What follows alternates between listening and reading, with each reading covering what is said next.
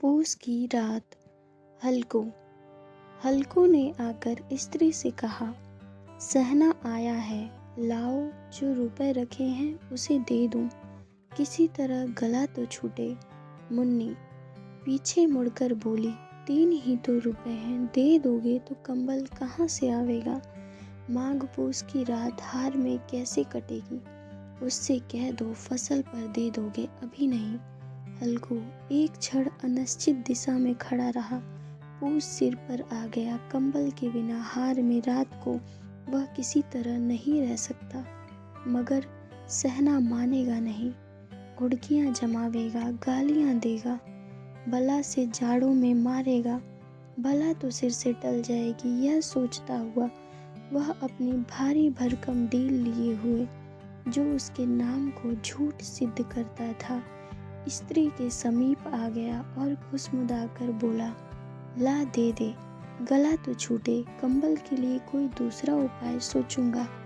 मुन्नी उसके पास से दूर हट गई और आंखें तरेरती हुई बोली, कर चुके दूसरा उपाय, जरा सुनो तो कौन सा उपाय करोगे।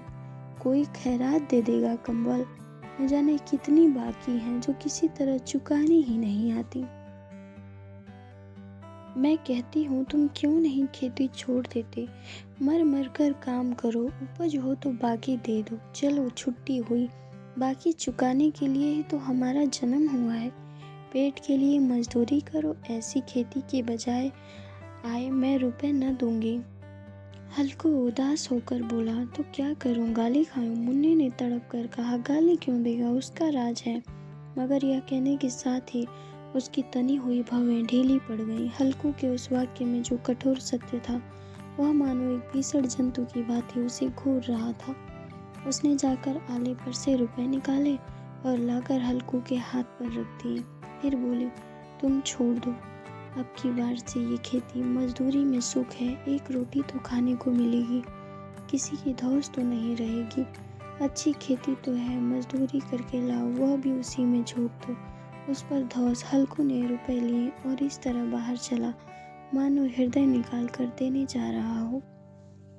उसने मजदूरी से एक एक पैसा काट कपट कर 3 रुपए कंबल के लिए जमा किए थे, वह आज निकाले जा रहे थे।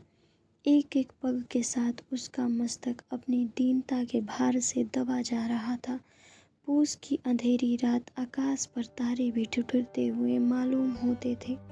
हल्को अपने खेत के किनारे ऊन के पत्तों की एक छतरी के नीचे बांस के खटोले पर अपनी पुरानी गाढ़े चादर ओढ़े पड़ा काँप रहा था। खाट के नीचे उसका संगी कुत्ता जबरा पेट में मुंह डाले सर्दी से कू कू कर रहा था।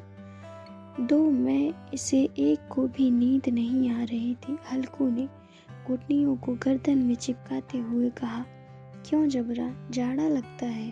कहता तो था घर में पुआल पर लेट रहे, तो यहाँ क्या लेने आया था। अब खाओ ठंड, मैं क्या करूं।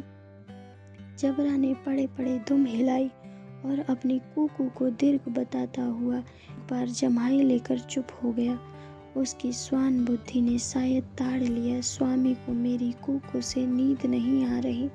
हल्को ने हाथ निकालकर जबरा की ठंडी पीठ सहलाते हुए कहा, कल से मत आना मेरे साथ, नहीं तो ठंडे हो जाओगे।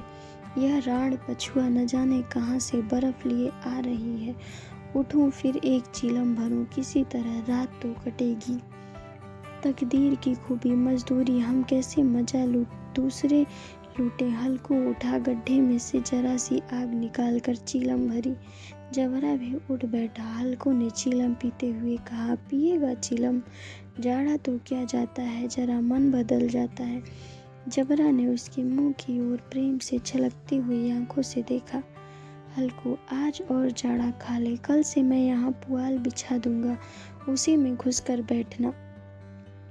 चीलम पीकर हल्को फिर लेटा और निश्चित करके लेटा कि चाहे कुछ भी हो, अब की सो जाऊंगा।